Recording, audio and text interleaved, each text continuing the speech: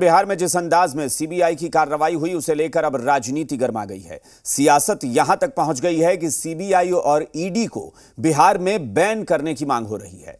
RJD ने इसे लेकर सरकार से प्रस्ताव पारित कराने की मांग की है, तो इस प्रस्ताव पर जेडीयू ने भी हामी भरी, लेकिन बीजेपी के तेवर तल्ख हैं। सीबीआई और ईडी पर बैन लगाने की तैयारी, आरजेडी ने की प्रस्ताव पारित करने की मांग। एजेंसी पर उठे सवाल से बीजेपी है खफा। सीबीआई ने जिस तरह बिहार में छापेमारी की है उसको लेकर सवाल उठ रहे हैं और अब बिहार में सीबीआई के प्रवेश पर ही रोक लगाने की मांग हो रही है। ये मांग पूर्व विधानसभा अध्यक्ष और राजद के नेता उदय नारायण चौधरी ने की है। उनका कहना है कि ऐसा रेजोल्यूशन सरकार को पास करना चाहिए, ऐसा प्रस्ताव पास करना चाहिए ताकि सीबीआई का प्रवेश बिहार में न हो, ईडी का प्रवेश बिहार में न हो। और ये सवाल क्यों उठा, जानते हैं। जिस दिन बिहार में नई सरकार का शक्ति परीक्षण था, उसी दिन सीबीआई ने आरजेडी नेताओं के घरों को खंगाल दिया।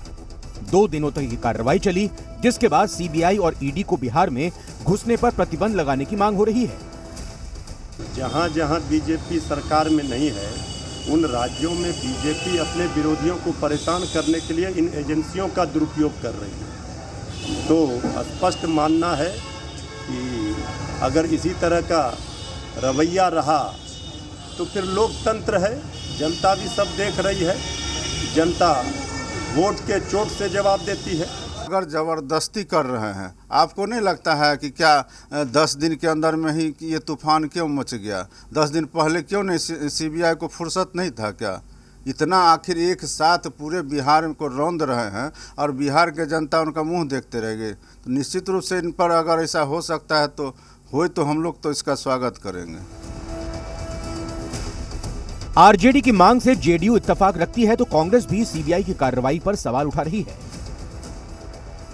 इस देश में लोकतंत्र को बचाने के लिए यह जरूरी हो जाता है कि इन संस्थाओं के ऊपर पाबंदी लगाई जाए, और अगर यही रवैया चलता रहा तो वो दिन दूर नहीं जब सीबीआई के ऊपर बिहार में भी पाबंदी लग जानी चाहिए। लेकिन बीजेपी को इस पर आपत्ति है। बीजेपी की माने तो सीबीआई स्वतंत्र एजेंसी है और स्वतंत्र होकर फैसले करती है।